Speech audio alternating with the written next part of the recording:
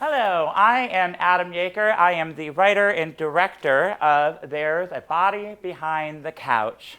As you can see, there is a body behind the couch. Yes. Guys, thank you for joining here in person. Thank you for joining at home. Please stay afterwards for a live Q&A. We appreciate you guys staying here. Before we begin, I do want to give a shout out to the Nevada Arts Council, the National Endowment for the Arts, Virtual Arts Production, UNLV Film, and Ben Rich Film. Without these 5 people, this would not be possible. And so I thank you guys for watching. I thank you guys for being here. Enjoy the show. Thank you.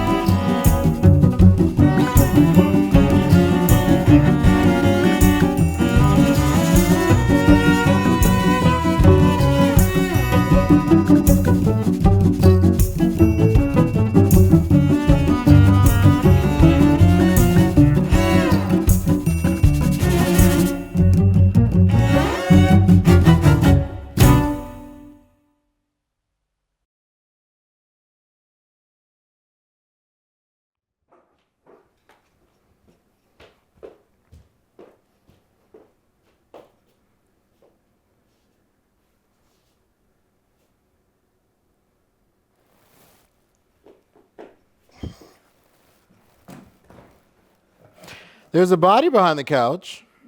And good morning to you two. No, seriously, there's a body behind the couch. Not now, Alex. I'm having a shitty morning. I don't think you're listening to me. Come to think of it, these past few months have been shitty. Here we go.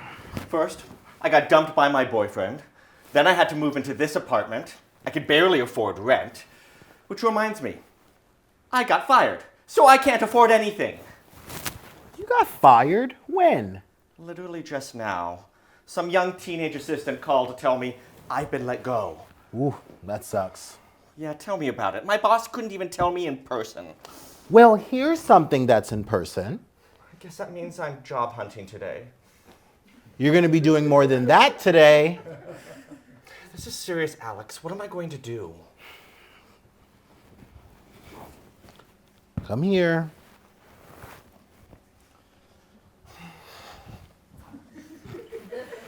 Miles, how long have we been friends? 8 years. 12 years.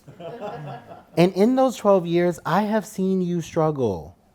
I've seen you worry and cry, but I've also seen you toughen up and get stronger.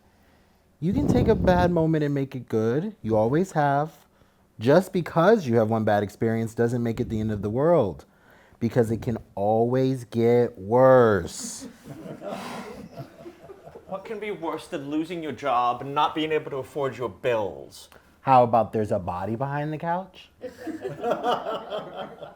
No, that's not it. Oh. I'm gonna have to tell my mother about this. You know how she can get. She's always dramatic. I see where you get it from. I am not dramatic. That's what you heard. I'm gonna have to tell her about this and the rest of my family, and then go on job interviews and fake my way through it all. Then again, I have been dating recently. That's pretty much the same thing. Maybe I can get through this after all. That's perfect.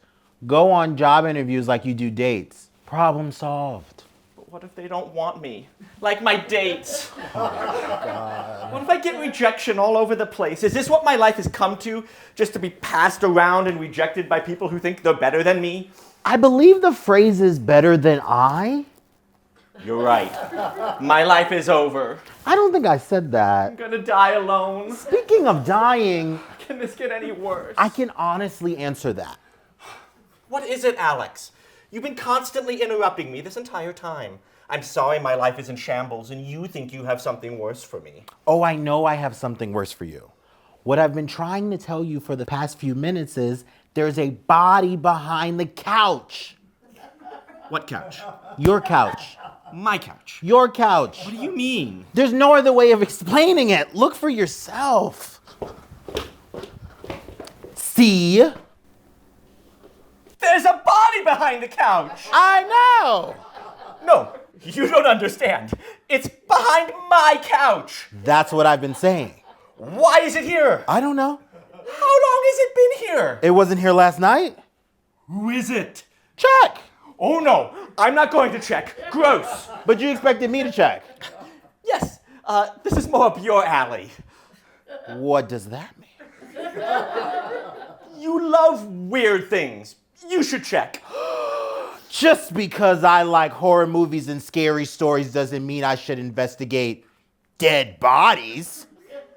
Oh my God. I have a dead body in my house. What do I do? What are you asking me for? I've never dealt with bodies either. Do I call the police? Or body service? I think they're called coroners. There's a body behind the couch. Now you're starting to sound like me. I could go to jail. What makes you say that? The body is in my apartment. Who else are they going to blame? I think you're overreacting. How else am I supposed to react? First, we need to look at the body. See if we know them. Oh no, you're not getting me anywhere near that thing. I'll move before I check that thing out. You aren't the least bit curious who it is. You can know them. I don't care. The more I know, the more invested I get. No thank you. We need to get rid of that thing. You mean the body. What else could I mean? You could call the police. That's a great idea. I know.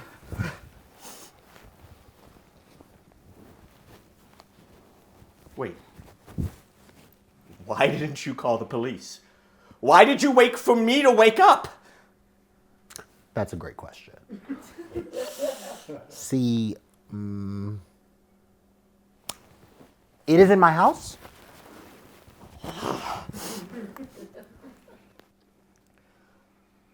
Yes, I'd like to report a murder or something. There's a body behind the couch. Yes, my couch. Yes, a dead body. Definitely dead. I'm pretty sure. 100% sure. Yes, dead. What do you mean you're transferring me to non-emergency? This is an emergency. There's a dead body here. Yes, I'll hold.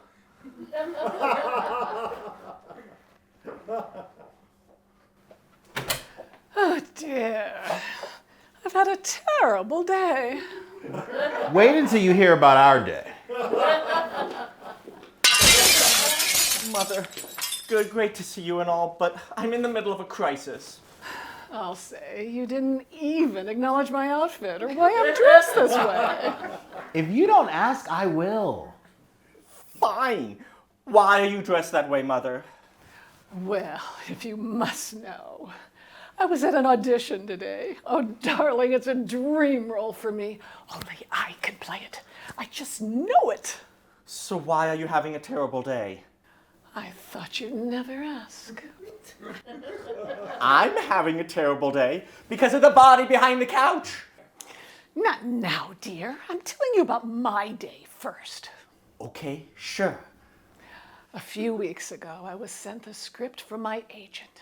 It was a role of a lifetime. Finally, a role that isn't a grandmother or a dying woman. Boy, I wish the police would pick up right now. It was the role of a sexy, mature woman trying to have it all. Did my mother just refer to herself as sexy? She looks great. Of course you would say that. So, get to the point. I'm kind of in the middle of something right now. Do you have a man over? I guess you could say that. No, Mother. I'm on the phone with the police, remember? Dear, let's focus on one thing at a time. Remember, my problems first. Then get to the point.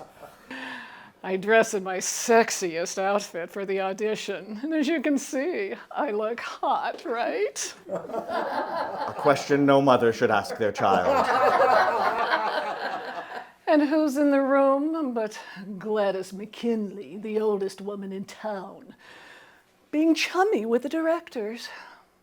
She was there to read for the same part I was.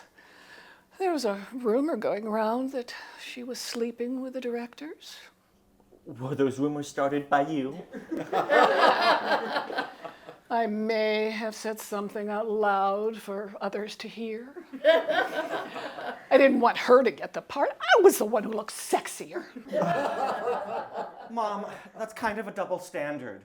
You want roles that are real, but believe whoever is the sexiest should get the part? Shouldn't it just go to whomever fits the role the best, no matter their looks? Whatever. At least my boobs are real. She has a point there, Miles. Just get to the part where Gladys stole the part from you. She didn't steal my part. I'm confused. If she didn't steal your part, why are you having a terrible day? I'm getting there, Mr. Speedy. And do you have better things going on right now? I can think of one thing in particular, yes. Tell us, Vera. We're dying to know. Gladys died. No. Yes, right there in the audition room. I had to audition while the coroners were carrying her out. Wait. Wait, they continued auditions with a dead woman present? Yes, of course. This is show business, dear. It would have been awful not to continue. Hence, the show must go on. Why'd I ask? So who got the part? Oh, I did, dear. I told you. It was the dream role for me. So why are you upset? Get to the point. Because Mother, I'm kind of in the middle of... I don't want to end up like Gladys.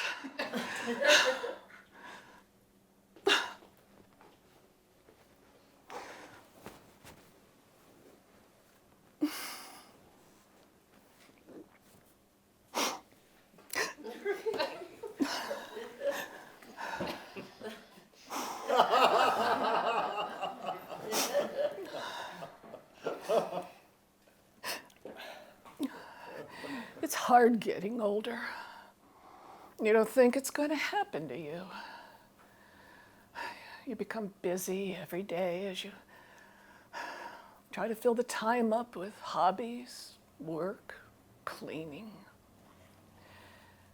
You think you have another day until one day you realize that time is limiting more and more. You try not to think about it so much until people around you start dropping like flies. People you care for. People you love. When Gladys fell in that room, I was excited at first. I won't lie. The part was mine to have. But then it hit me. I could be her someday, and sooner than I want. I could be her and no one would care. It's just another opportunity for someone else. Someone lucky enough to live another day while people like Gladys have had their day. I don't want to be another body in a room. Just when I started to like my life, it's beginning to end. Her death was another reminder that I'm soon to go too. She had no friends, no family, no one to remember her. I'm haunted by thoughts like that. Who'll remember me? Mom, I'll remember you. Oh, you will? You make it hard to forget. Because I'm sexy? Because you're crazy.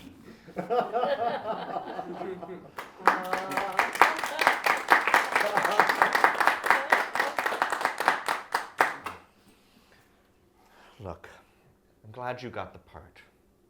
It'll be many years before you end up like Gladys. You're right. She was much older than I am. So now, tell me, why are you on the phone with the police? Oh, it's nothing. Tell me. Trust me, you wouldn't believe me if I tried. It is pretty crazy. Tell me. Now I really want to know. Okay. Okay. There's a body behind the couch.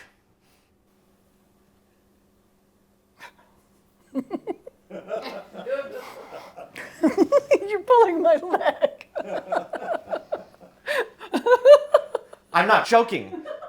There's a body behind the couch. It's even funnier the second time. I don't think she believes us. Yes. I need a coroner here or something. There's a body behind the couch. Yes, my couch. Yes, a dead body. Well, I'm pretty sure. 100% sure. Yes, a dead body. Oh, yes, 333 Richmond Street, apartment 23. Oh, they're sending somebody over finally. What do you mean they're sending somebody over? For what? Mother, as I've been trying to tell you, there's a body behind the couch. You mean you're not joking? If you would have let me talk, you would know the story by now. Okay, so what's the story? Who is it? How did they die?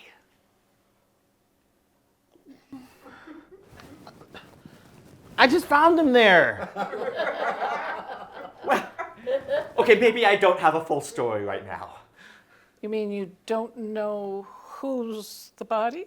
No, I don't want to even go near that thing. Well, I want to see it. What? I want to see the body. The body behind... The body behind the couch, yes. She wants to see the body. What are you telling me for? She's your mother. Okay, fine. But don't say I didn't warn you.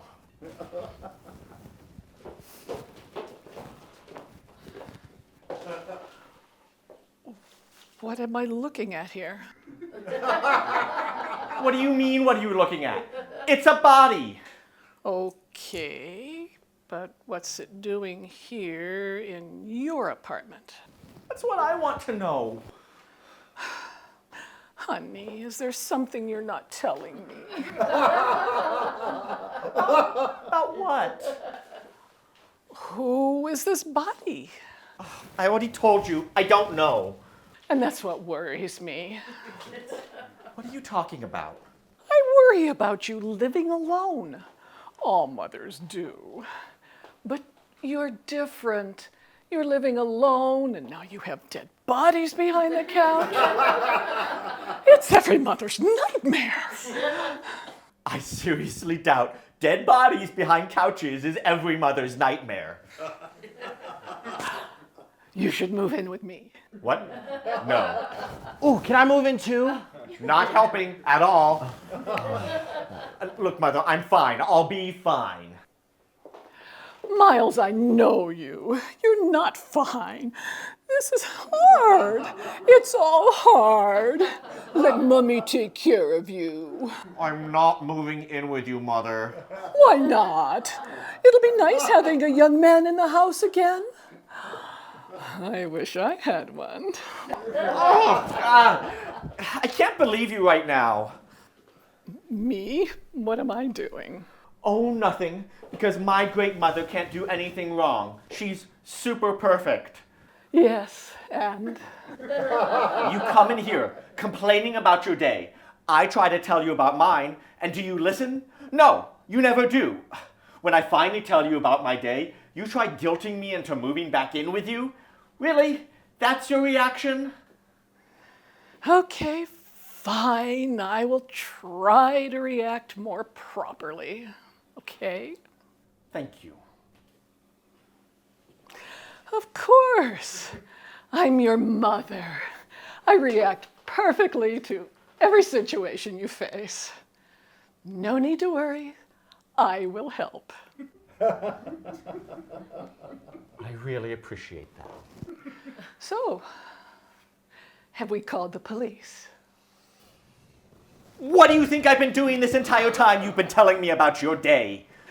Well, how the hell should I know? I'm having a bad day. You're having a bad day? You know what? Get out. You can't seriously be kicking me out. Oh, I am. Out.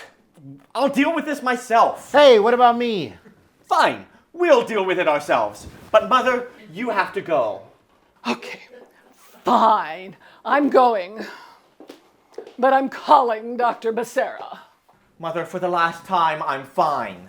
Not for you, honey. For me. No one gets me.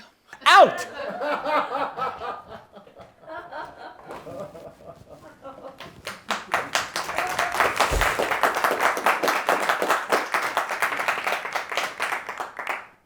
Can you believe that woman? She's your mother. So yes, I can. Oh, God. That better be the police. Someone called about an emergency? Oh, thank God you're here. Finally. Look, the sooner you can take care of this, the sooner my life can go back to normal. Right. Well, what seems to be the problem? Well, for starters, there's a body behind the couch. Yeah, right there. What do you want me to do about it? We're in for a long day.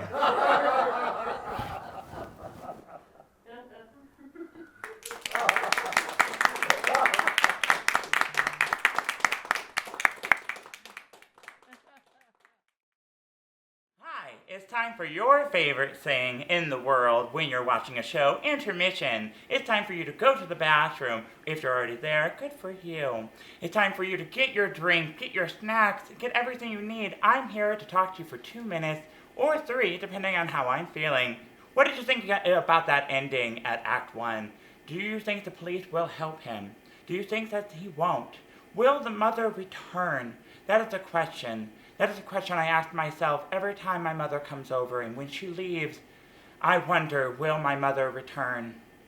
And I hope not, okay?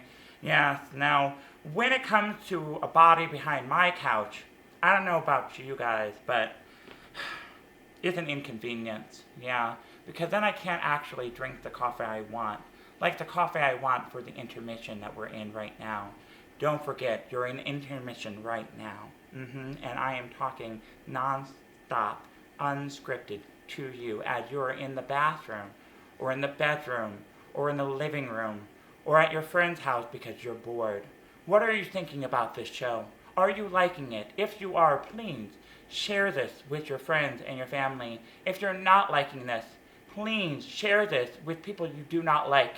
Because why should you be the only one in pain? That's how I feel about life, you know? And if you don't like this, or you do like this, it's important to share because art is important. Or if you're one of those snobs that don't think art is important, well, you're probably not watching this, are you? Yeah, these are things I think about. All right, now, while you're in the bathroom, where did you get that painting that's behind you? If it's not a painting, I need you not to tell me what it is because that's too much description and I don't know you. You know me now because you're watching my show. And as I'm talking to you in the intermission, I hope you're enjoying this as much as the show. If you're not, good news for you. We have another 30 seconds before I am done. Or am I? Is this the rest of the show? Is this not? I guess we'll never know. I hope you guys have gotten your snacks. I hope you guys have gotten your sodas, your coffees, your water. For me, I drink iced coffee, if you're wondering. Adam, it's time for the show. Intermission's over. Yeah, like 2 minutes. Okay, all right. Intermission is over. Good for you guys. You withstood this whole video. Have a great time. And remember, enjoy the show and share it with your friends and enemies.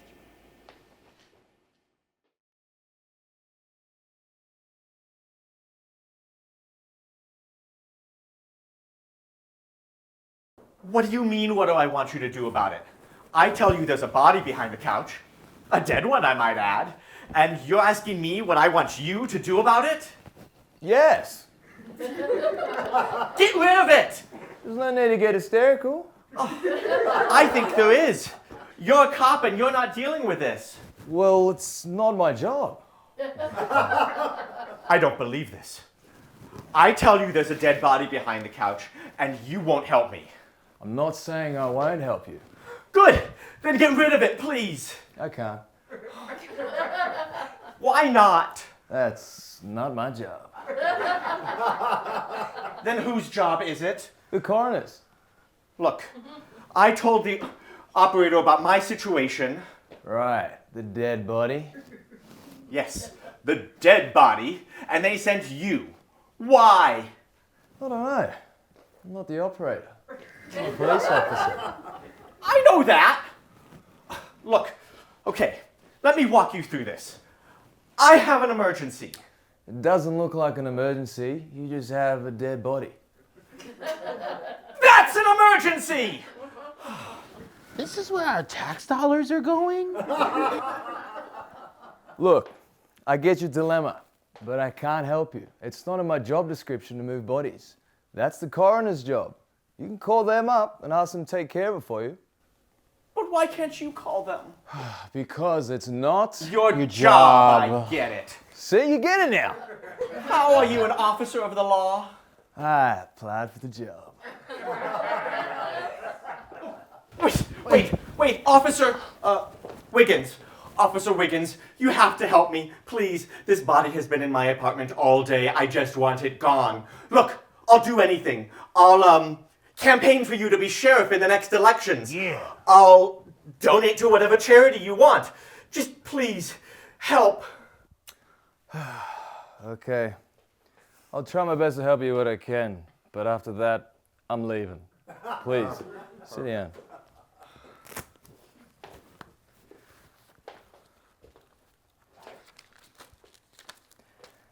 State your name. Miles Hanson.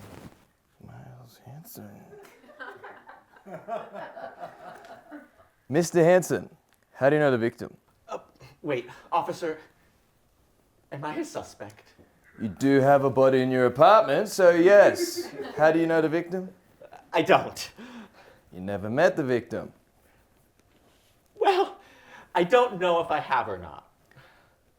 Doesn't make sense. Do you recognize this body or not? Okay, I know there is a body, but I don't know if I know them or not. I haven't checked. You have a body in your house and have not looked at the body to see if you recognize the body. I told him to do it.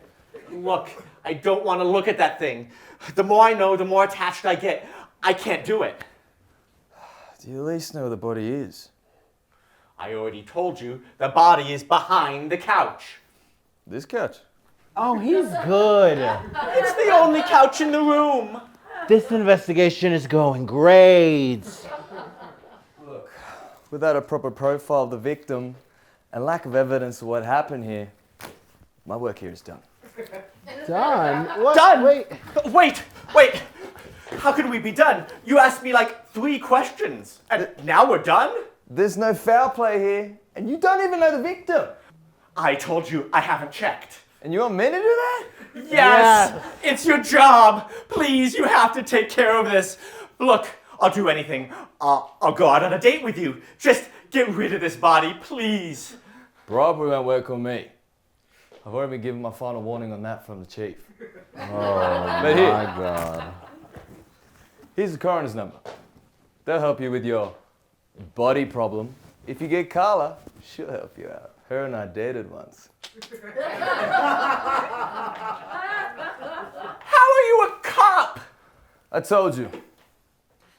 I applied. Call us when there's a real emergency.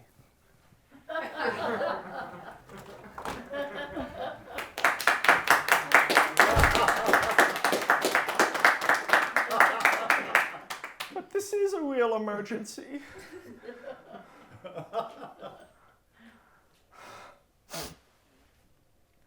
I'm pretty sure everyone has gone insane. Maybe we're the insane ones.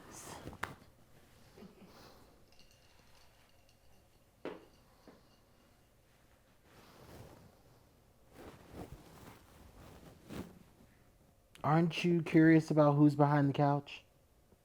No. Why not? Bodies freak me out. I don't want to see that thing. What about you? Aren't you curious? No.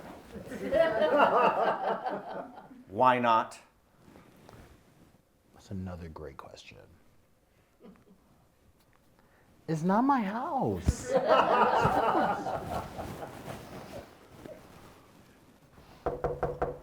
God, I hope that's the police officer willing to take the body. You know it's not him. I know. What now? I beg your pardon? Oh, Dr. Becerra. What are you doing here? Your mother called and told me to rush right over. Why is everyone acting so weird to me today? Do you want to talk about it? I already said what's wrong, and no one's listening. It's true, Doc. Even the police were crazy. Well, I'm listening. It could be worth a shot. Couldn't be worse than the police. Oh, can't get any worse from here. There's a body behind the couch. Really?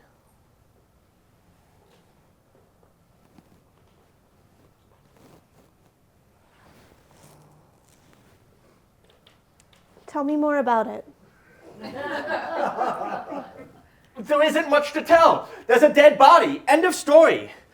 I'm going insane. Join the club. Why are you upset, Miles? I'm not upset. What makes you think I'm upset? Your voice is raising. Because I'm upset. Let me get this. No, it's okay. It's okay. I'm having a hard day. Why is that? All day today, no one has listened. No one is listening to me. I'm sorry. That must be frustrating. It is. Do you think that this is all because of the body? What? Yes! How would you feel if you woke up one morning to a dead body? I think I would be pretty upset too. Who wouldn't? Do you think that maybe this has to do with more than just the body? I mean, I guess. It's like I've been crying out for help, and no one is stopping to check on me. And when they do, it's not like they mean it. It's like no one cares. I'm helpless. I feel utterly alone. Man, I didn't know you were that down. Miles, I want to help. Please, how can I help? I just want this body out of my apartment. I want it out of my life. Okay. I'll call my friend down at the coroner's office. They'll have it out within the hour.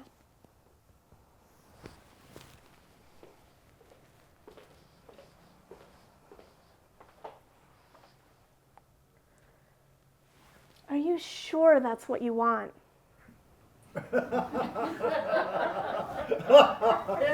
Honestly, she's been the sanest person we've talked to all day. Go with it.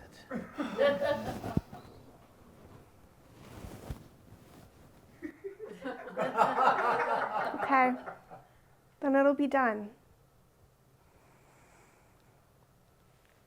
Take care, Miles. We're here for you.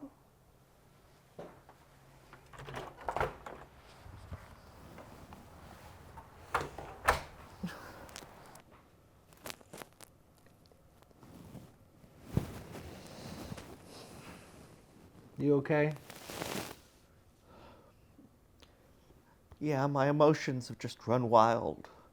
It's just getting the best of me. Well, it's to be expected. There's a body behind the couch. I just want it over with. It's been here long enough. Don't worry.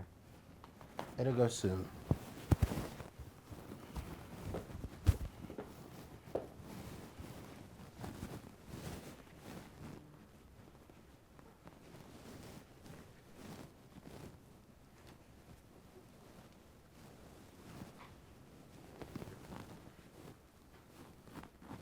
Okay, out with it.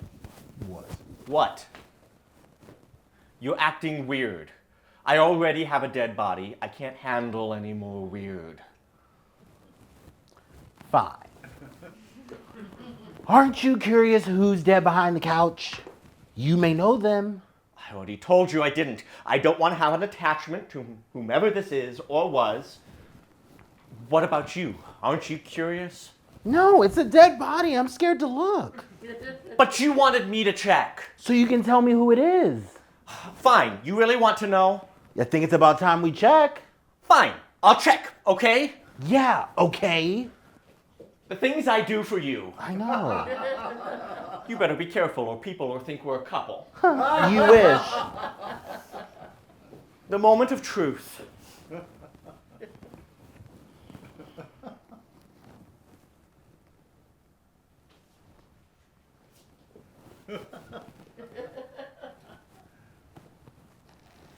Alex, I'm confused.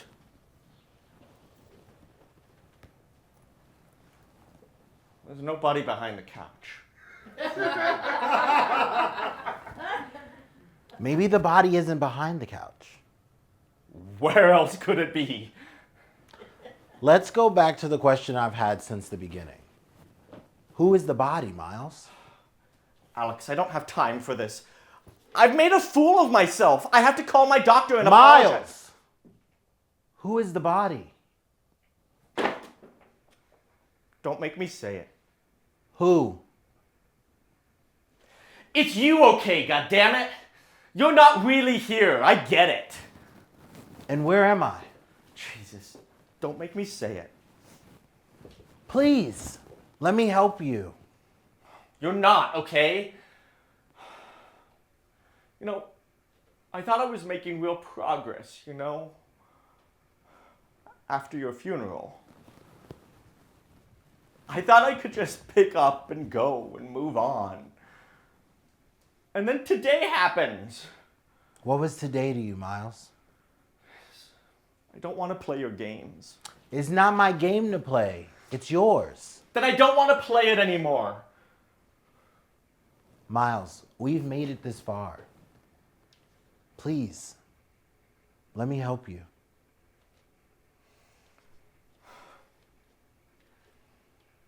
Today was just another reminder of what it's like to lose someone. Someone you love. You never really think you're going to lose somebody you actually care about. And when that day comes, you think the people around you are going to rush to your side and help. You think they're gonna heal that part of you that's been broken. When all they do is step around the shattered glass and ignore the wounds. I feel like I've been in a car accident and I've been screaming for help, but all the cars, they just keep on driving. No one is stopping. No one is checking on me. I yelled bloody murder today. I claimed to have a dead body behind my couch, and no one cared. They just left me with the body, left me screaming all alone, and I don't know what to do.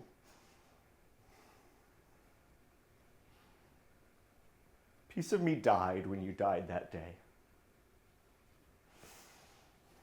And now I'm all alone.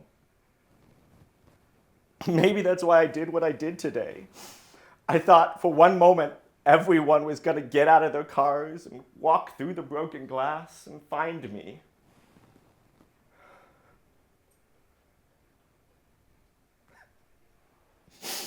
But no one came. And no one will.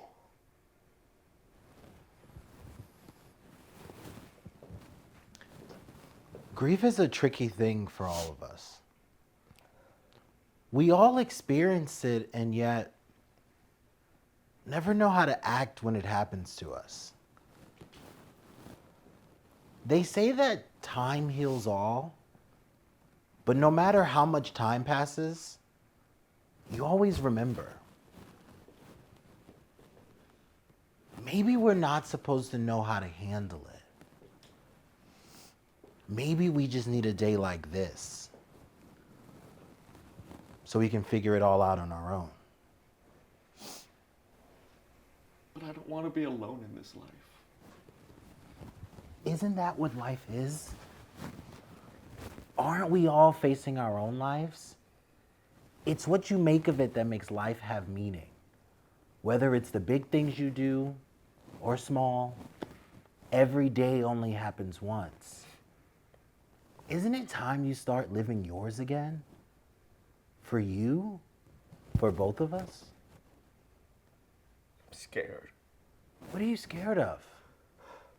I'm scared that by accepting you're gone, that I'll lose you again. You won't lose me, Miles. I'm always with you. And here. I miss you, you know. Every day, it's just another reminder of how lonely I am. We're all lonely.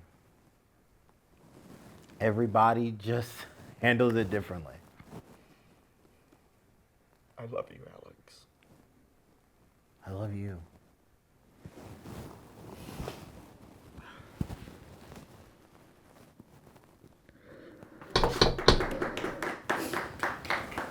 Who could that be? It's my exit cue. Time to answer it.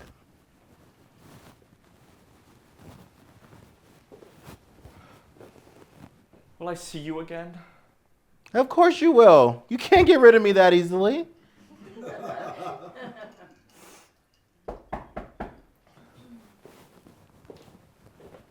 Hey, you better get that.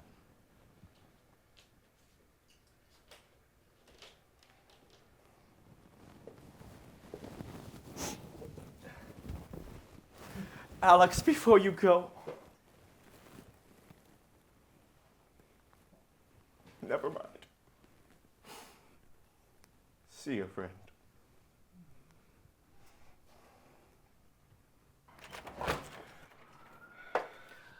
Oh, honey, I came right over. I skipped my other audition so I could be here for you. Mother, what are you doing here? Dr. Becerra told me about your session. I had to come see you to see if you were okay. What about patient confidentiality? Oh, you know me, dear. There's no such thing as confidentiality when it comes to me.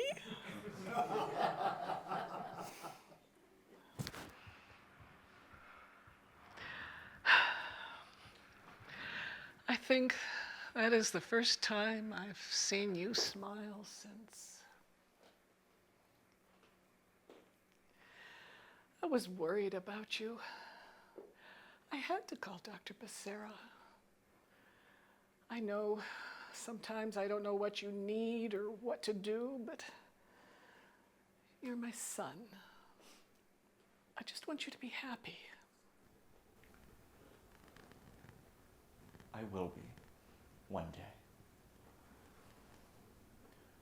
Thanks for calling her. You know, I miss him too. Yeah, I know. He was a good man. That he was. Still is. Yeah. Still is. So, you know about my day. Tell me about yours. Well, it all started when I discovered a body behind the couch.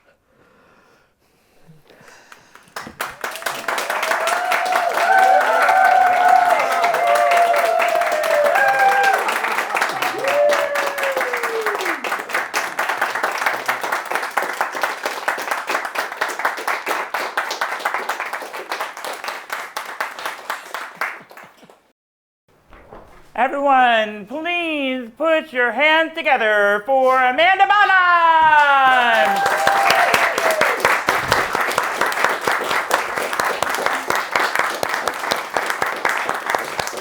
Ken Stevens!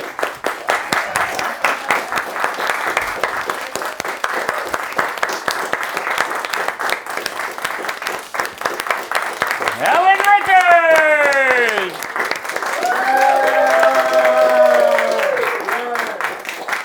Marcus Randolph.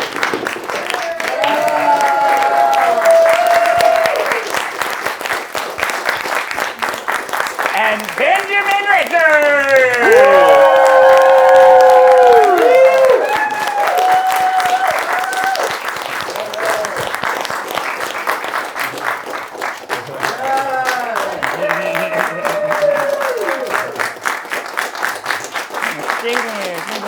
Yeah, sit down, sit down. Sit down. Okay, guys. Okay, before you guys all run off and everything like that, none of this would be possible without my amazing crew. Ari, come on down. Yeah! Come over. Beckett. Yeah! Deputy. Come on out, come right there. And Kerri. Come on down, come on over.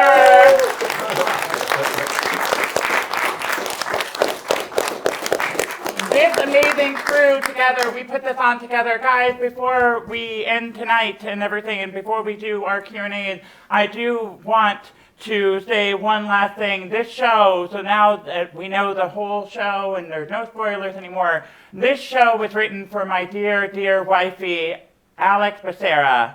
She is somebody that over 13 years ago when I started on YouTube and did my own little weird project just like this, she was somebody that believed in me and was the first and only person to believe in everything that I did and everything that I stood for. She is somebody that will believe in anybody, even if she does not agree with you. She is supportive. She believes in everything and she loves everyone. And she's always done that for over 13 years. She did that, and because of her, I have worked with such amazing, amazing people over the years, and I've done so many weird projects just like this one because it started with her. And if I can have anybody walk away from this, watching at home, watching here tonight, is I hope all of you go away with a little bit of Alex in you and believe and support people just like me, because we need it. It's very hard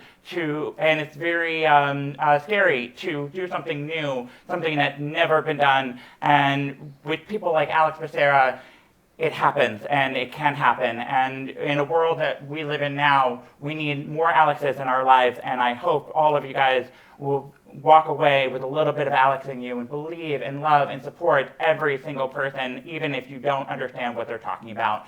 So I thank you guys for watching at home. I thank you guys for watching here, and I thank Alex Becerra for believing in me. Because of her, everything happened the way it did tonight. So thank you guys. Thank you so much.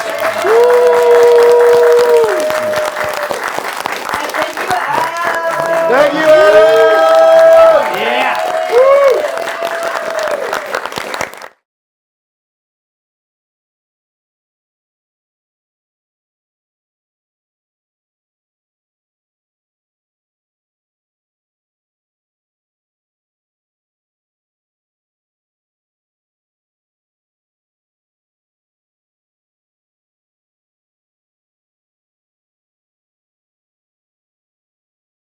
Hello, everyone out there. Thank you so much to Adam and team for a fantastic presentation of There's a Body Behind the Couch. We just love that show. We laughed, we shed a tear. It was fantastic. We're very excited to be connected with Adam now. And just want to introduce myself. If you didn't see my little spiel at the top, my name is Gret Gonzalez. I'm the artistic director at Virtual Arts, and I'm going to just moderate this Q&A, post-show Q&A. Congratulations, team! Thank you so Amazing much. job. We have many members of the team there. I love that so much. We're giving you a virtual round of applause. I say lots of happening. And for those of you watching at home or wherever you might be, there's a Q&A. There should be. It depends on what kind of device you have, perhaps. But there should be a little Q&A button at the bottom of your screen, which you can use to type your questions for the cast and crew. If you don't have a Q&A button, have no fear. There's also always the handy chat, and you can use the chat as well. So I have them both popped up so I can see what's going on, and I'd be glad to pass the questions along to Adam and team. First, I would like to hand it over to Adam Yeager, our playwright, and let him introduce himself and his team. Yes. Hi, everybody. I'm Adam Yeager. I am the playwright and the director of The Body Behind the Couch. Thank you all for watching. It's really great to have people from all over the world watching, not only in the US, but Australia and Europe. And Nihon no Jujin Tachi e. Ohayou gozaimasu. Arigatou gozaimashita. Guys, it was really great to write this and everything. I could not have done this without everyone at Virtual Arts, but this incredible cast. And I really wanted to take a chance to intro them. Without these people, as soon as I had them in, I knew this was going to be a very special show. So I hope you guys have enjoyed the show because it was all because of these people. So I'm going to hand this microphone off to them to introduce you guys to them. All right, you guys? All right. Hello, my name's Benjamin Richards. I played Miles Hansen in this production. So I guess a little bit about me. Have lived in Las Vegas for 8 years now, but have kind of lived all around California, Montreal, Massachusetts, New York. Ex-dancer, so that was kind of my background. I used to be a dancer and a choir boy and all those things and performing arts. And when I first moved here, I did a lot of the community theater, doing some of the musicals here in Las Vegas. But this production was actually a return to acting for me. I had not been in an acting role, a traditional play, for probably over 20 years. It had been a very long time, so it was quite a exciting challenge, and definitely an emotional roller coaster of both a production and a part to try to explore.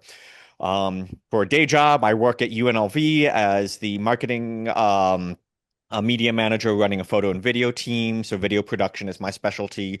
And I still do video production for dance for the Nevada Ballet, and some nonprofit work like the Las Vegas Philharmonic and the LVMPD Foundation and such. So yeah, that's my background, and I'll keep it moving on along here. Hi, I'm Ellen Richards, and I also I talk for a living. I live in Las Vegas. Been here about almost 12 years now. This is my very first full-length play that I've been a part of, and thanks to Adam making it very easy to to plow through. It was a real challenge, but he's very skilled at directing and making us comfortable when we're new to the field. I retired as a hospital consultant, and I now work in voiceover and narration. Hi, my name is Marcus Randolph. I also live in Las Vegas, originally from New York City. I am a freelance lighting designer. That's what I went to school for, went to college for. I used to act back in high school. It has been well over 10 years, whatever that math is, since I've stepped on stage. And I'm just grateful for the opportunity to play Alex and do a great job. Hey guys, my name's Tim Stevens. I'm Australian. I've lived in Las Vegas. It's pretty clear. I'm sorry. I've lived in Las Vegas for 2 years now. I've moved here. I did a bit of acting in Australia. I'm a singer-songwriter slash dancer here in Las Vegas. And yeah, this is my first full-length, film, theatric, and I had so much fun doing it. And I've learned a lot from Adam on the way. Hi, my name's Amanda Bonhomme. I live in Las Vegas. I'm originally from Southern California. I did theater as a child and took a long break. I've been tattoo artist for the last 17 years. And recently, in the last couple of years, got back into acting and have been doing theater and film. This has been such an amazing experience and a really fun way to get back into it and get to work with a really amazing cast. So thanks, Adam. Yay! So now you know my cast, and these are just great people. I can't. There's no words to describe how much I feel for these people, and I hope you guys have enjoyed them in the show and everything. So, any questions you guys have for me or my cast, we would love to hear them. Yes, and we do. We have questions coming in via the Q&A box. So apparently everyone does have their Q&A button, which is amazing. Yay! And it's very inspiring for me to hear that almost everyone in this cast sort of stepped away from performing or is coming back to performing or what have you through this piece. And amazing, just amazing. Yeah, I didn't know Tim or Amanda at all. The first person I casted was Ellen because I instantly knew who I wanted. I loved trying to give her roles like these, but having Tim and Amanda come in when we did the first read-through, all of us went around and introduced ourselves, and every single person was like, "This is the first time in a long time," and that it just clicked that this was going to be something special between all of us. Yeah. Oh, you can tell, definitely. Well, I'm going to kick it off with one question that I had for you. We just want to know a little bit about your journey as a playwright and how that journey brought you to this particular festival on this particular day. Well, I love theater. Theater is my world. If I could, I would sleep on the stage and live on the stage. I don't need to perform on the stage, and there doesn't need to be any lights. I just want to live in them. And I've been that way since I was a kid. I grew up with Beatrice Arthur, her theater stuff from Maine, Golden Girls too. But I really enjoyed her work, and I always say I'm like the male version of Beatrice Arthur. And when I was in high school, I wrote my first play. It was called The Family Reunion, and it was an adult show about families coming together and having this awkward, they don't talk, and they haven't talked, and coming together and telling their stories. And so I wrote that play in like 2009, and then I wrote small like one acts for for Friday, like two of them back in like 2017 and 18, and then I have not written a play since. But I had a good friend Teresa who sent me this contest, and I was like, let me just write a play and see if I still got it. And it's so fun. It's so fun to be in the theater world. And so being able to write this was a lot of fun. This took me about 2 weeks to write. I knew what I was wanting to do. I knew the layers that I wanted to throw in. But I didn't know if it was going to end the way it did. All I knew is how funny would it be that someone discovered the body behind their couch and no one helps them. And yeah, so that was what it was. And now it created this inspiration to do more shows. I have 2 other plays in my head that I really want to write and do one day. So I'm going to do them hopefully with Ellen again and just have her do the most outrageous thing again. Yeah. Very exciting. Yeah, thank you. We love it, that one perpetuates the next. Yes, exactly. Hopefully Yeah. I'm really excited. And then I just have one more question, and then we'll turn it over to the chat, which is filling up. Yay. I'm going to kind of combine 2 questions, and you came to us with some great ideas pretty much right off the bat about how you wanted to direct and present this virtually, this show. Yeah.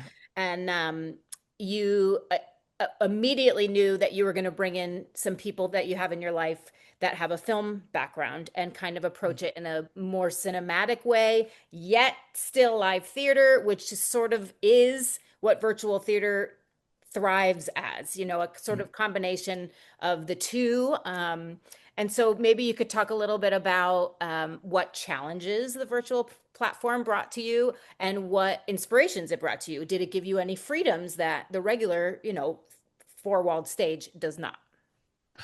So the beautiful thing about doing it, so I was trying to find theaters that would let us use it and everything, but there were theaters that either were too busy or they were just so expensive.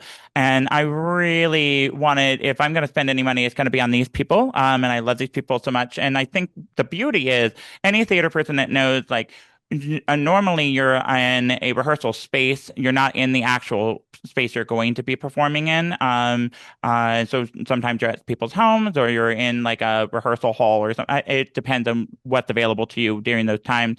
And then you have to go into the space and work off of that and kind of get that spacing down. So you're learning again as you're going. And so the beautiful thing about doing it here was I knew the setup needed to be this. And so to work with everybody around that setup made it easier when we went to go into the show. As far as the fear, there's always the fear that technology will not work. The lights will not work. The audience won't get it. The audience won't show up because we made this free and it was kind of felt like a party where you're like, no one's going to show up. And then I think my biggest, because this cast wonderfully enough, brought it together. So I would have nightmares not of the cast, of the behind the scenes, that the cameras would fail, the microphone would fail. And I think I purposely, being the writer and the director of it, I could see it all, where I could see the errors happening so I could fix it right away. So there was a reason why we had intermission. It's a short show, but intermission was to make sure all the technology is still working so we don't have to do a whole show and then be like, we had errors. So being a writer and the director of it really does help kind of picture in my brain what's going on. But the fear of technology breaking was number 1. Oh yeah. Yeah. We understand that one. Yeah. For sure. One final caveat to that too about the kind of uniqueness of a production like this was obviously this was recorded with a live audience, so we did have an audience just below the camera line that provided that natural feedback for us, kind of elevated the performance, I think, for everyone, and the nerves, but created an authenticity to the experience. But Adam made this decision at the last minute, which I think was the right one, and really helped this production because we knew it was for the recording. He changed the context of it being a live show to it being a live studio show, like a sitcom. So it was treated like a sitcom, and there were a couple of moments, and he gave this as a disclaimer to the audience at the beginning of the productions, like, we may stop the show. And the director, and as a director, he chose to do that a couple of times and say, hey, we're going to take it back to this scene and we're going to try this again. And we had that freedom to do that. And with the magic of editing, of course, we didn't, it looks flawless after in the final production that you all saw tonight. But that could not have been done if it wasn't a virtual presentation. Yeah.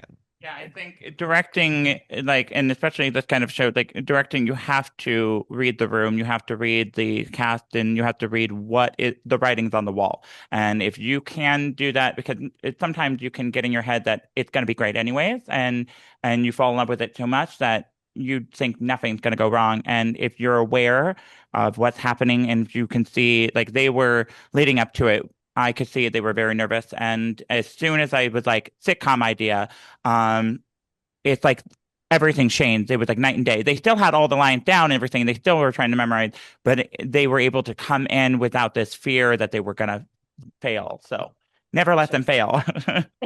That's right. That's right. Okay, so we do have some questions in the chat. Thanks, you guys. I'm going to start with first question came in from Tyler.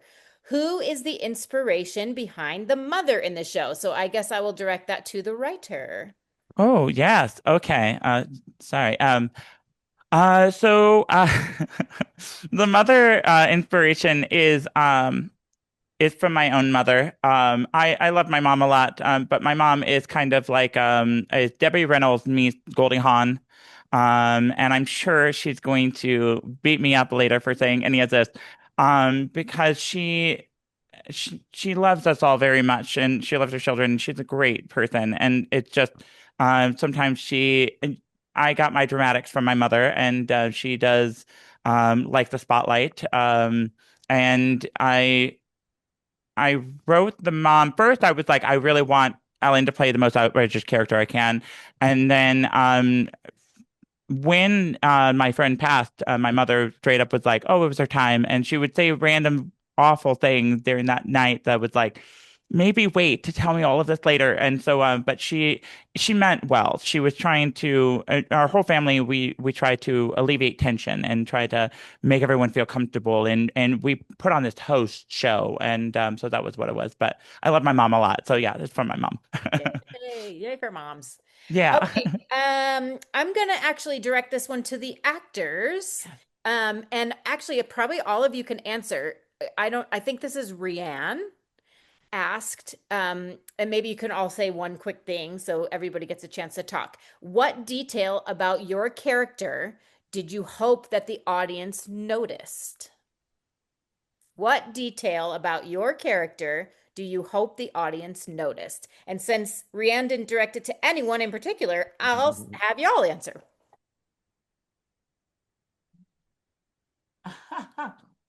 Huh.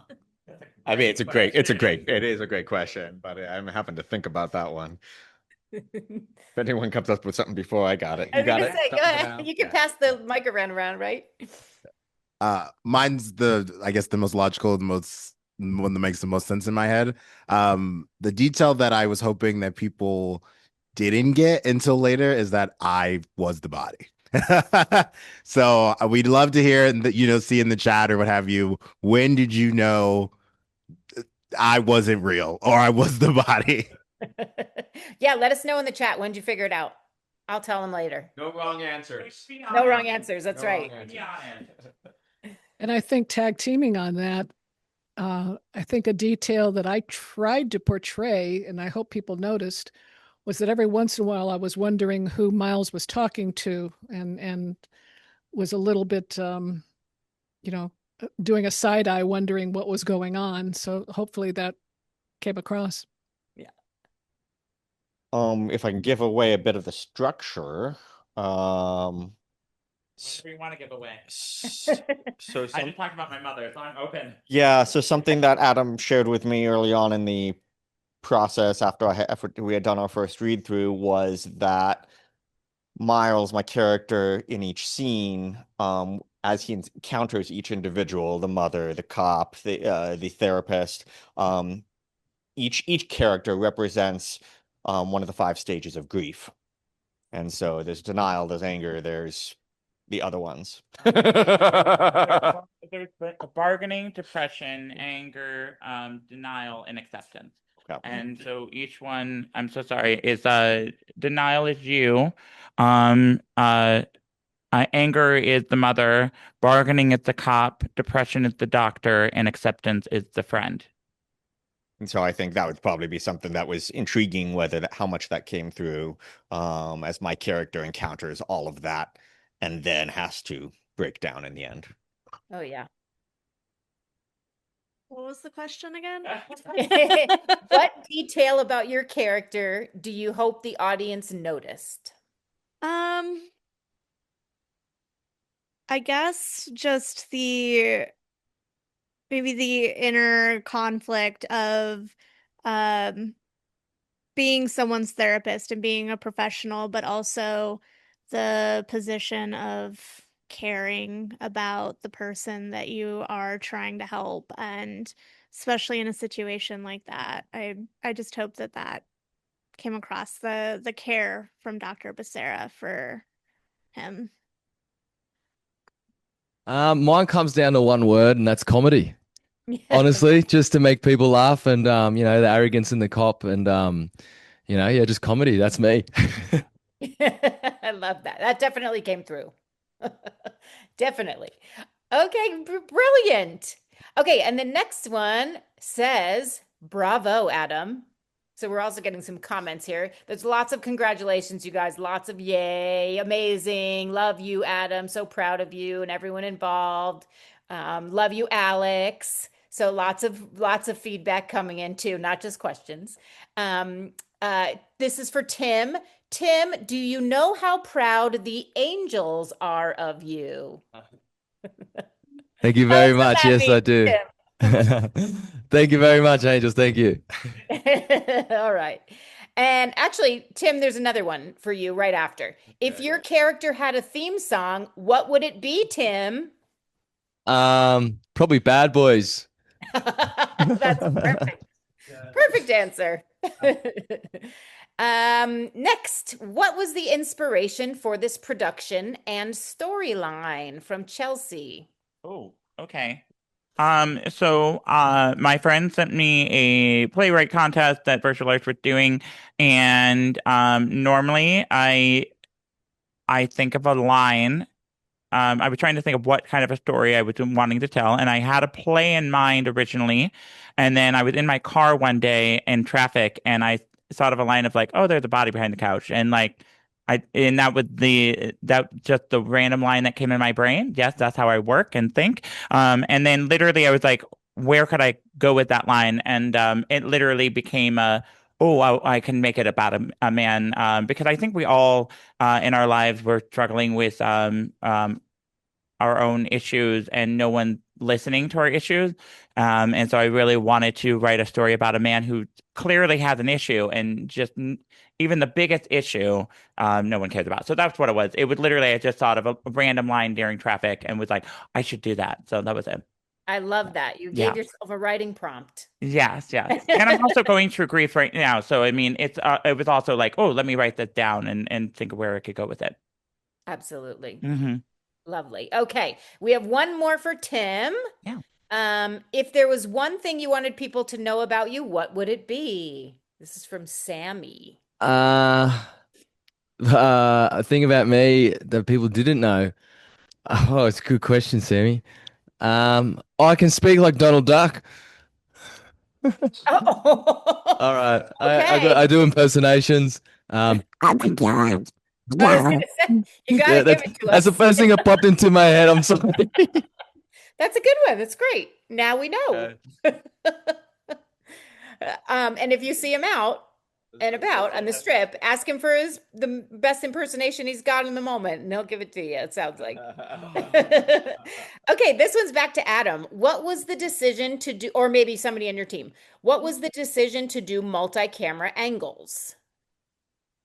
And then this one sort of does piggyback on what you said before. Did you start out with the theme about grief, or did that emerge during the writing process? So in the writing process, it emerged because originally I was going to write the show as just this very funny, random show about getting rid of a body and no one caring, and that would be but I was like, because as a writer you have to think, where does it end? Where does it go? And I just then was like, well, I am going through this already, so grief was there. As far as the show goes, I love filming a live production and everything like that anyways. And so, thanks to Benjamin helping us with providing the cameras and everything, we were able to put that on. And so I always want to do that. And so even when I was in high school doing my own play, I really wanted multi-camera and everything like that. And so to have this opportunity to do that was I had to go with it. So yeah. Anybody, is there anything you want to add to that, or you haven't? I guess for me, like when he said multi-camera, it just made a lot of sense. With the limitations of space and how much the production moves around, even a tiny little space around a couch, it made a lot of sense that we needed multiple cameras to capture the faces from different angles. So there was frequently a character might be right in front of one of the cameras, and so you need another camera cross shooting to actually capture the facial responses. So it just made a lot of sense structurally. And then, of course, once you said sitcom, that makes a lot of sense too. We want to do sitcoms, so yeah. Yeah. Okay, we have another one here. Carol is asking, where are you performing the show? Is this a studio or someone's home? You can answer that one. I can answer that one. So we're performing it on this couch. This is the famous couch. They even made the poster. Yeah. And the couch in the poster is this couch. Adam did do that in Photoshop. Took a photo of this couch and made it. Brilliant. So as Adam was mentioning earlier, we discussed a lot of possibilities on how to present this and where to film it. And we originally considered trying to do it in some of the local theaters in town, the library theaters and the community theaters. And availability and cost ended up being really limiting. And so we realized we could, with some effort, convert our personal living room into a theater space. So we moved all of the furniture out of the living room into the kitchen and into the garage, and placed some seating against the wall. Had, of course, set up the cameras in the audience. I had my lights as well, which we're using right now from my video production work. We're very grateful for the University of Nevada, Las Vegas for being able to loan us the microphones for free, so we were able to mic every individual. And then, in addition to the cast, as you saw during the bows, Adam put together a great network of production folks who there was a stage manager in the kitchen, there was another stage manager, an assistant in the garage who was in communication with the stage manager to let us know when our cues were. So that was our green room in the garage. It was quite a dynamic production to turn a house into a theater, and it worked. It sure did, because it felt very organic for us. It didn't feel like we were. I mean, it felt like we were sitting in your living room, but in the best way, not in a, too familiar way. It just felt just right. So you really knocked it out of the park on that one. Really, really great. Excellent. Yeah, really well done. Thank you. We're getting quite a few questions coming in here. So I have one in the chat I don't want to forget. This is for Adam. How are you related to everyone? Or are you related to everyone? Okay. So this is my handsome man, my partner. We've been together for 7 years. And this is his actual mother. So she played the mother. And her and I have, since day one, formed a relationship that I say the most random, weirdest things to her, and he did not understand it. And so first meeting of her, I told her I will set her up with somebody if something happened to her husband.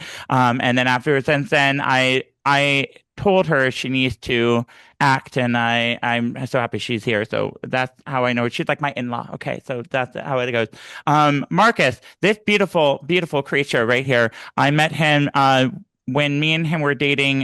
He's a great lighting designer, and he was doing the lighting for the musical Chicago.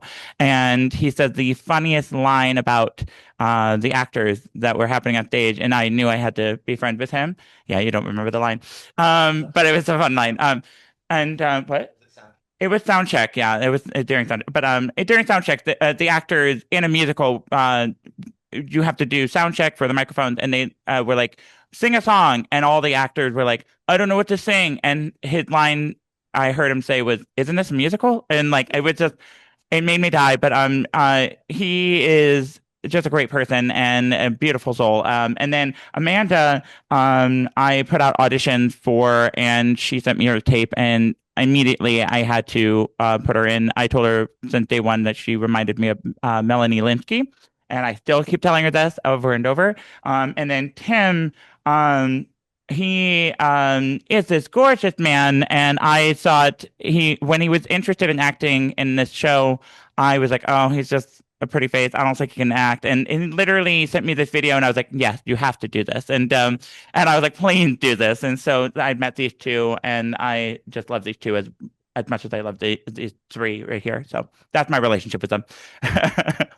Awesome. And okay, the next comment is, Tim, how about you and that gun? Yeah. Okay. Yeah. Yeah. But Tim, hang on to the microphone because we have another one for all the actors. There's a story behind that. I wouldn't let go of the gun. When we're doing rehearsals, and Adam was like, "All right, Tim, cut. Tim, just stop holding the gun, man." And yeah. I just felt really in charge, and it was really cool to be a police officer. So if there's any police officers out there watching this, it's really cool. Okay, I have another one for the actors. So Tim, hang on to the microphone. You can answer first. Although you did sort of answer this earlier. You are also talented. This is also from Sammy. What is a hidden talent you all have outside of acting or writing? So Tim, we know you do impressions. I do impressions. I'm a singer-songwriter. That's my main passion in life. I write music. So yeah. Well, where do I start? No. I mean, I paint and draw, and I'm a pretty good cook. That's about it. All right. Adam and I both kill karaoke, so we're karaoke fans. I'm an avid gardener. So like when I bought this house, I bought it for the yard. So I love to be out and about in the yard. Yeah, those are my two. Yeah. I guess I also share a love of gardening. In my voiceover work, I'm starting to dabble in character voices, video games and anime, that sort of thing. And it's been a lot dubbing. It's been a lot of fun to play with that. For me, it's cooking. I love cooking. I host dinner parties, at least 2 or 3 a year. I have a bunch of people come over, I feed them, and then I kick them out. It's great. Perfect. Nobody's behind your He is a great cook. Okay, Adam, here's another one for you. We're going to kind of cruise through some of these because some are just comments. We already answered this one. If Tim's character had a theme song, it would be the one from Cops. Makes sense. Adam, you have an amazing creative mind. Do you see yourself in each character, and what made you love each character? Okay. Do I see myself in each? So I wrote Miles Hansen obviously in Wake Up Me. So that one I obviously see all the lines and everything. If it wasn't going to be him and I couldn't find anybody, I would have stepped into that role easily. And so that one's a given. At the role of Alex, I could never because I wrote that in mind of Alex, and I think she would be very proud of this beautiful man playing her right now. I think she would say that he played her better than she played herself. But I had to write it with the dynamic of me and her and bouncing off of each other and how we used to. The mother, I mean, I see my own mom in ways of like, and that's why she comes back at the end. Originally, I just was writing her as she's in it for a second, but I knew as I was writing her, I had to purposely bring her back because I do want people to know she isn't as insane. She's just um, I had to, when writing her, I had to think of what would Ellen say and what would I want her to say, and then I would write it and be like, this will be so funny. Like the boob line of her boobs are real. I was like, Ellen, I'm so excited for her to read this part. Or like her being horny, I kept giving her the note of be horny for the man and like and just go. And so anytime I could get her to do something was very funny. Tim, no, I saw my dad in Tim. Tim, the character, the cop character, with my dad. My dad's always been very wonky and silly, and he's a security guard. So it was obviously my dad I saw him in. The doctor, I had a very beautiful grief doctor in Japan that I really appreciate what she did and everything. So I really wanted to bring that kind of dynamic to the show anyways. And so but yeah, I would say Miles is the main one, and then there's just sprinklings of what I would do or what I wanted them to say. Perfect. Okay. And kind of piggybacking on that one, why did you decide to have the therapist's last name be Alex's? I was already thinking of a doctor name, and I was like, Dr. Hamilton, Dr. Johnson. And then as I was sitting there trying to, because that was the hardest part of writing that scene was what do I name the character?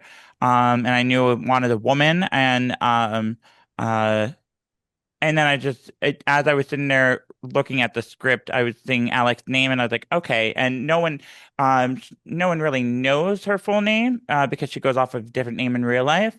And my friend does, and so I was like, I'm going to honor her name because she didn't really like her name, but I just love her. So Dr. Passero just seemed right. You sure did. Hmm. Okay, Tim, did you base your character on anyone, or were you inspired by someone specific, or did you build him from scratch? That's from Rianne. Um, I honestly like got a little bit inspired by Joey Tribbiani of Friends, just a little bit. That's a Just the good one. comedic side because I love Joey. I love Matt LeBlanc, and that's pretty much it. I was just like, be Joey a little bit, but also be yourself. And I was a little bit myself. Like, just some of it, I can be like that. Like, I played, like, just that comedic side. I always like to make people laugh like generally speaking. So yeah, good question. Thank you, Reed.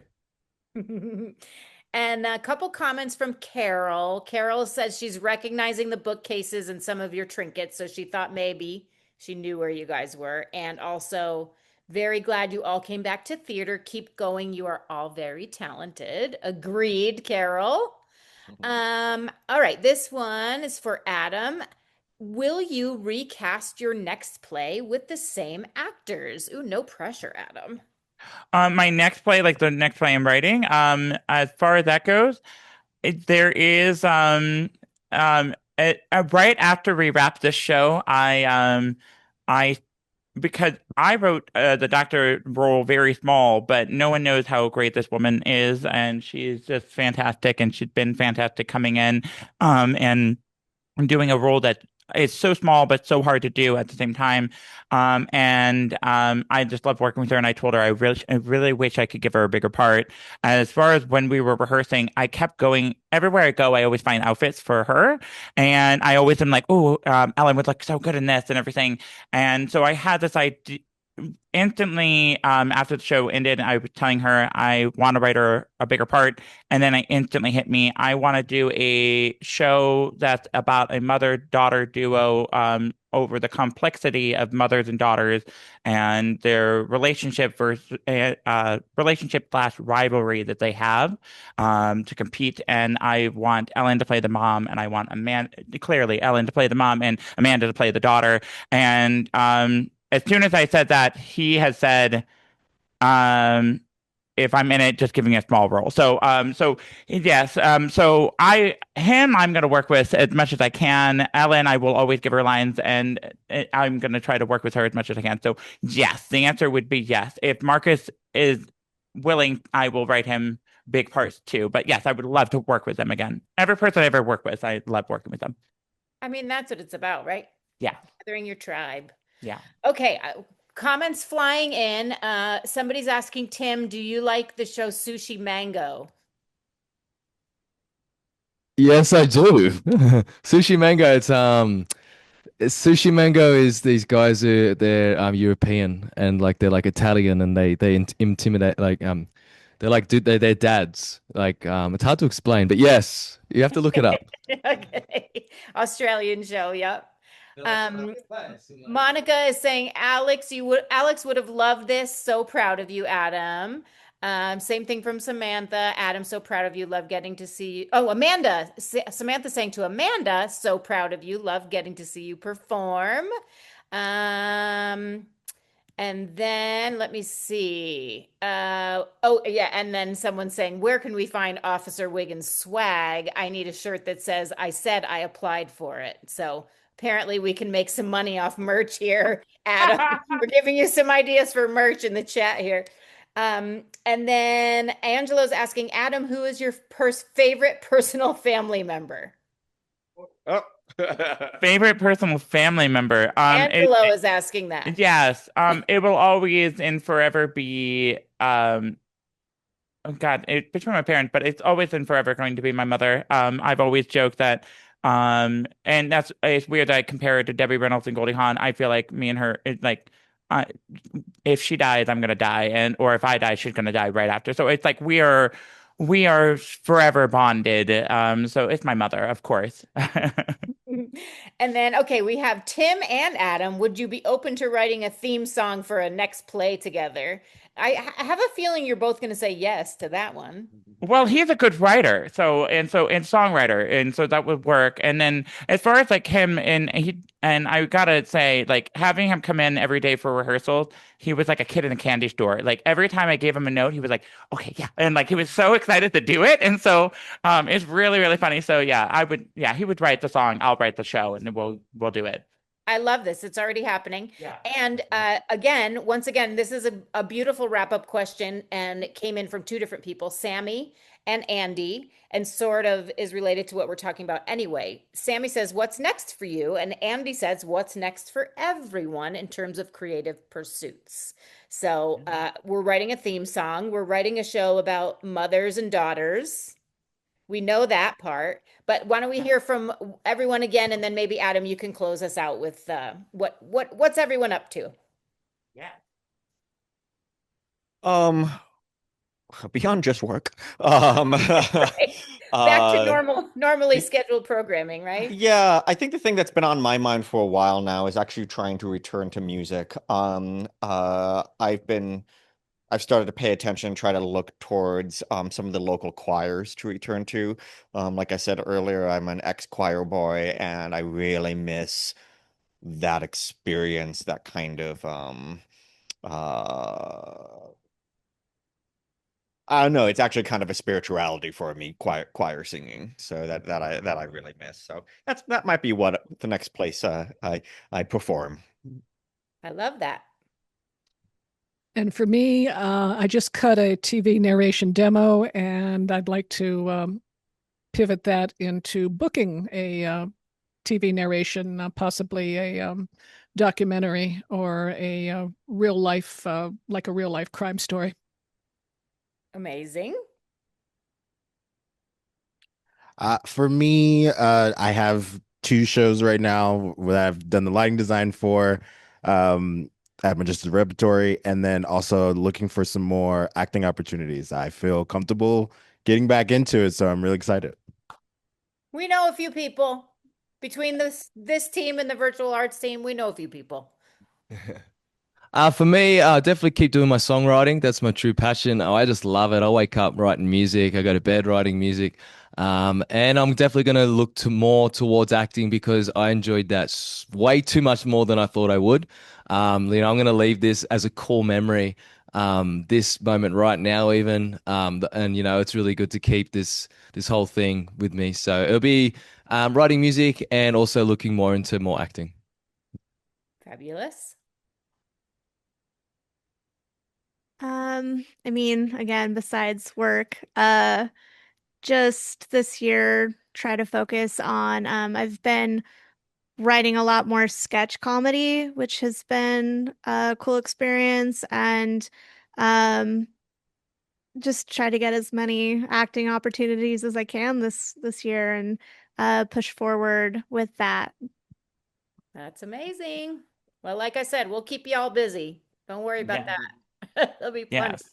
Adam, Yeah, I what about just you? What's next? Yeah, I have the play I'm going to write with them, and I just told them today we're going to start. But I'm planning on actually, about 6 years ago, I wrote an animated comedy show, but it was like very small and bare minimum pages of it. And right now, I just thanks to a class I'm taking right now with a great professor and mentor, I'm revisiting it and I'm writing it out, and it's an animated feature that I hope to pitch one day, and get it going. So stay tuned. Yeah. Amazing.